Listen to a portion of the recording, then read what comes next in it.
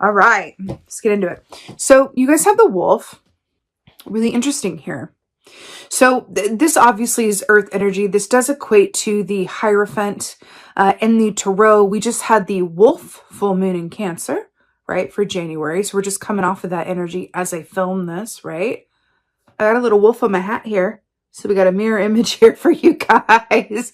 Back to the twins of the Gemini. So, love that. The wolf energy is very much about, as it relates to the Hierophant, it's very much about trusting that everything is as it should be. Let's just all take a deep breath of I tell you, so much can be solved of anxieties that come about with everything is as it's meant to be. And it's okay, because even if things aren't going our way, right? If we know that everything is working within some sort of divine order, as it were, right? Nothing's askew, or we haven't made some terrible wrong turn somewhere and just kind of, just pushed ourselves out of our own highest and best path. And it's okay, I can categorize everything that's happening right now that is undesirable under the file of that's life. As opposed to something's terribly wrong. I'm on the wrong path now. I did right. So that's not what it is. I feel like there's going to be a lot of changes that are coming up for you this month. A little coffee break here. Definitely a lot of information, some adjustments coming through. But I feel like what the wolf energy is saying here is it's a call to ground yourself, remain grounded, and trust in your, I want to say instinctual core. Excuse me. Definitely a lot of communication. Your instinctual core. Through your instinctual core, you're going to be able to sort of experience a lot of the, high communication and truth and messages coming through for you this month, through a place of healthy perspective and emotional clarity. Again, back to that chalice with the wolf here. Okay. Filter everything through your instinctual core. And whatever you do to ground yourself, taking walks, exercising, being outside, whatever that is for you, you're definitely being called to do that. That is definitely going to be medicinal. Let's see what's going on for y'all this month. Okay. I might need a little coffee break for that. My throat is dry. Okay, right. So we have swords here to start you guys off. 3 of swords. So let's talk about this energy. What's really interesting here is that we're talking about filtering information, realizations, messages, offers, news, all of that stuff through your emotional core and your instinctual foundation, right? And then we have the 3 of swords, which is an air energy, right? Which has to do with all of that, mental thought and communication, but it's also has to do with the heart, which is of the emotion. So this is heart pain, right? So it's interesting that we have that bridge forming. We're talking about those 2 things, right? Now, with the elephant here, this often is a result of something stemming from the past or something that is being asked for you to let go of. So it's either been around a while or it's something that is significant enough that it might affect you for some time to come. So that's what we're coming in with here. Remember, elephants have long memories, right? They're the only, I think they might be the only animal in the animal kingdom, but do correct me if I'm wrong, because I know you will, who actually mourn their dead. So I do feel like there's an aspect coming in here around, releasing something or mourning what has been or what is no longer, or a change that wants to happen. It could be really across a lot of different, possibilities, angles, all of that. But I feel like at the core of it, it's definitely something that affects, sadness around a truth, whether that's news or change or a realization that you have or whatever have you. But it feels like a sadness and a pain around a truth that is either, been around for a while or something that may affect you for time to come. Okay. See what else is going on. Brilliant. This has come up a lot in this round. So we have the Ace of Swords here. So more swords here. What's really brilliant is that the Ace of Swords is about that big truth, big clarity, big realization, written offers, contracts. But Panda Medicine linked with that says that the answers lie in the stillness. So again, we're being called to ground ourselves into the given moment and filter everything through an emotional core and our instincts, right? I I've said it a few times. It really feels like there's just going to be a lot of information, communication, a lot of the realm of that coming through for you this month. And I feel like it's coming from you and coming towards you. And I feel like this is a bit of a playbook on, you know, how best to work with that highly verbal, highly communicative energy that's coming through for you guys. Again, receiving your charge through the present moment is going to be a boon, because we have here the Three of Swords coming in and like kind of the past energy that's just on its way out when February begins, right? Into the Panda, the Ace of Swords, right? In the central position. So I'm really hearing that all of the truth and clarity and comfort that you can need is going to derive from the present moment, but also there's something about, so it feels like lingering on the past or not wanting to release the past is only going to resent or result in heartache or pain, right? And anxiety over the future, not really helpful either. We are human, but I'm hearing that you have the power to access a place of contentment from the present moment that you're in. That's where the Ace of Swords really comes to life. I'm hearing to take time on your own as you need it. I'm getting a big message around that, because that's Panda medicine too, right? Taking time on your own as you need it to either recharge or get a clear head or just tune out from everything that's going to be going on this month. Because there's a lot going on with the, you know, retrogrades and the whatnot, right? Which affects communication, right? So take the time out that you need and access your emotional core to kind of temper all of those energies, right? More swords. So we have the Nine of Swords here, which speaks of nightmares or sleepless nights, not sleeping well, being up till all hours, mind racing, can't go to sleep. So this is really interesting because, you know, this bird here represents, is this, I forget what this kind of bird is called. I want to say like a wackadoo, but that's not it. Basically makes a lot of noise and keeps people up at night. So I feel like there's an aspect here. Remember when we talked about you know, staying too much in the past or giving any energy to the future is not going to be it for you guys, that it's about just being in the present moment that's going to help you ride the wave of these extreme energies, the Mercury in retrograde, the Venus in retrograde, all of this information and truths that are going to be coming out. And then we have the Nine of Swords here, which speaks specifically to like so much mental tension that you can't get to sleep, or that when you do, it's your subconscious, you know, moving to the front of the line and really putting those nightmares on blast, and it just, right? I'm hearing that kind of the tonic around this Nine of Swords is the Ace of Swords, right? Because I'm feeling the dragonfly medicine around this too, which is Ace of Swords, which speaks to dream time, where you can work with this energy for the positive.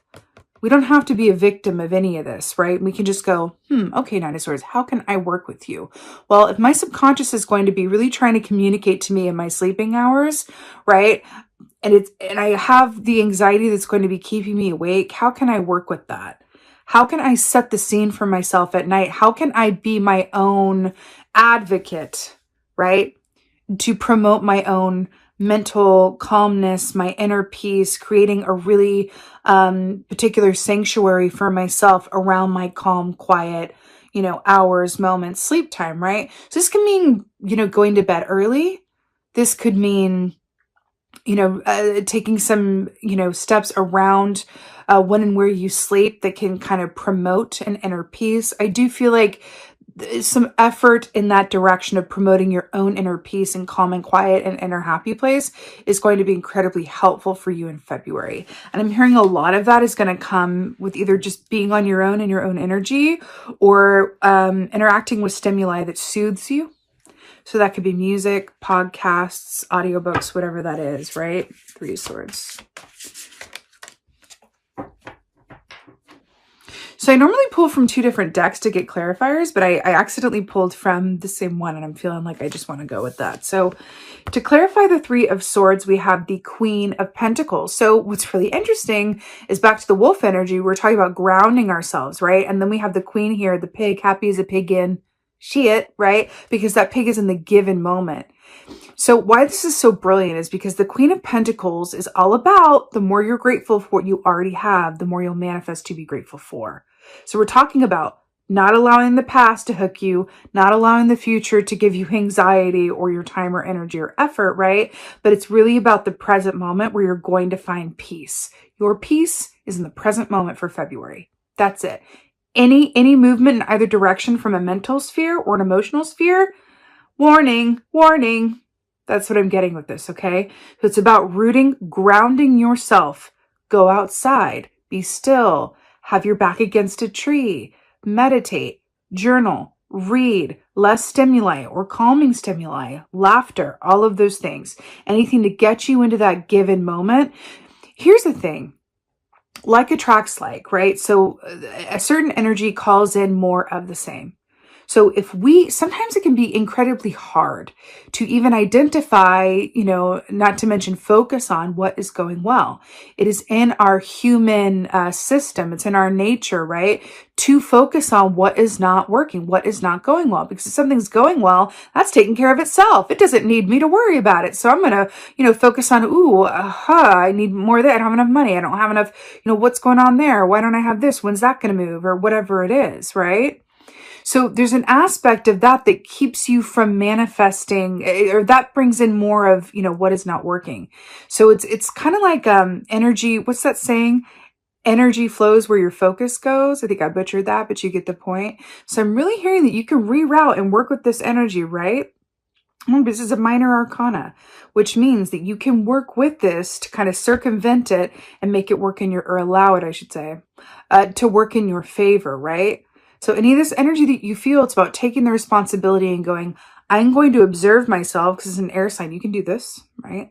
I can observe the fact that I'm really focusing on future events or anxieties that I can do nothing about in the moment, or I'm really focusing on the past pain that is hurting me now, and it's unnecessary.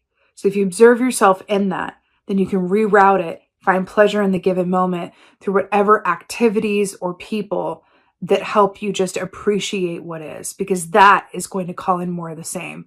Focus on what you had to be grateful for now, and in doing so, attract more of the same. This feels like a challenge of the mind for you guys this month. It does. It feels like a challenge of the mind, but one that you guys are up for. Okay? Ace of Swords. Right. Ten of Swords. Wow. So Ace of Swords clarified by the Ten of Swords. So Ten of Swords, it's really interesting that we have the end of this cycle and the beginning. So we have the Ace and the 10. This is new beginnings. This is ending. So it's really interesting that the endings are clarifying the new beginning, right? So what I'm getting from this is, number one, there feels like there wants to be this certain emphasis on releasing and acceptance of what you can't control, and whatever wants to die, let it die. Whatever wants to come to pass, let it pass, because it's all within the purpose, the bigger purpose of your highest and best good. But I do feel like things are being removed from your energy or from your given circumstances this month. They could definitely have to do with you and your mental palace, right? Your mind palace. What's going on in there? It feels like the mind palace is a bit... did you ever see that show, Hoarders? It's heartbreaking, really, but I feel like you guys' mind palace this month is in risk of debuting on Hoarders, Gemini, Mind Palace, Hoarder Edition. Like it really, and no shade, it really feels like I just want to, you guys can clear that out through this Ace of Swords activity. And I do feel like it's related to either habits or patterns or situations that have reached their expiration date. And it's not best before, it's like use by expiration date. Like it's getting a bit stinky. And you're being asked to just kind of like, whoop. Now look at the difference here. It's like kind of murky skies. It's darkness with a little glimmer of hope here. We got this poor dead pigeon in the foreground. And then we have this really happy panda just sitting there going, I am free from any and everything that could possibly, bring me down, because I'm in the present moment, and in that I'm getting clarity, and the answers lying in the stillness. And I trust and believe that everything that wants to be removed from my atmosphere is for my highest and best good. This also may come from just a place of, mental exhaustion, where you go, I'm really tired of this analysis paralysis. I'm really tired of worrying about the worst case scenario. I'm really tired of overthinking things or questioning myself or or the way that I communicate not being received like I mean it to, right? And I feel like that's where the canary medicine is coming in as well. It's kind of like a sweet energy that wants to work with and for you this month to really help you out. So I'm hearing you can take that quite literally and even like, put a picture of a canary if this, comes up for you during the month.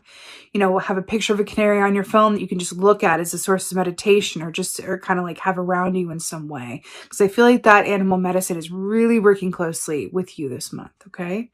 Nine of Swords. It's kind of like a beautiful tonic. Canary energy is so, so sweet. It's so lovely. It really, really is.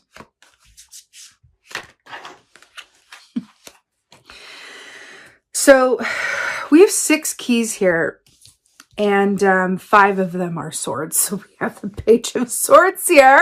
Remember I saw the Knight of Swords in your meditation. I mean, it's really like it's sword heavy. So we have the Page of Swords here. Now, what's really fascinating with this is that this is, depicted as the Roadrunner, right? And remember, see here how the page is kind of like left his sword, forgot his sword over there, so he's just going to run without, it's kind of like just running off ahead without all the communication or information that it needs. It's like the messenger forgetting the message. To clarify, the Nine of Swords, right? Be mindful of the mind, I kind of want to say mind tricks that we play on ourselves. Be mindful of what you're telling yourself. Be mindful of your environment when you're going to sleep. Be mindful of that inner dialogue that you have with yourself, because it feels like it's stemming from fear and haste and reaction as opposed to response, right? That's what it feels like. How you can work with this in a positive lens. Page of Swords can also be a source of really helpful information and insights. So I feel like how you can work with this as well is setting that intention. But I'm hearing selenite. I could recommend crystals all day, every day, but I rarely do unless I actually channel them in the reading.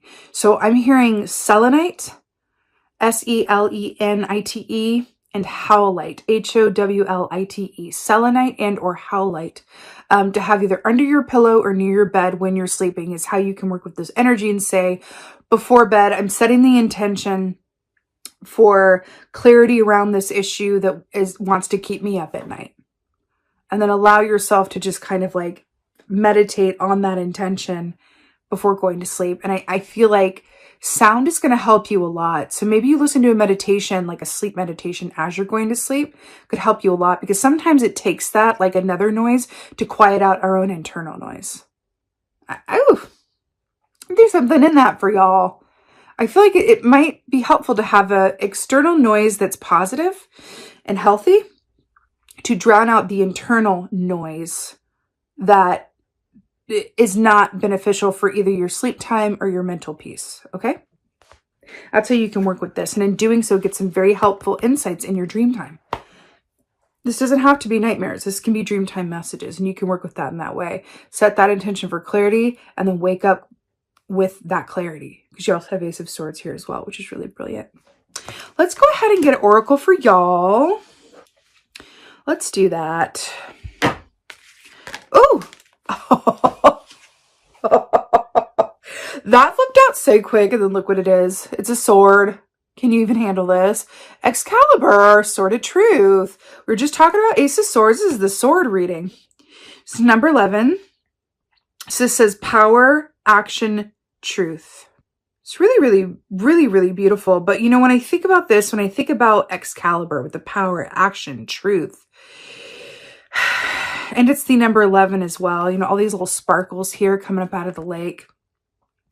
What's really interesting is that with this idea of communication and what is working for you and what is not working for you, I feel like there's a certain sense of a lot of this, mind palace, clutter that's going on. I feel like it's masking really helpful information for you.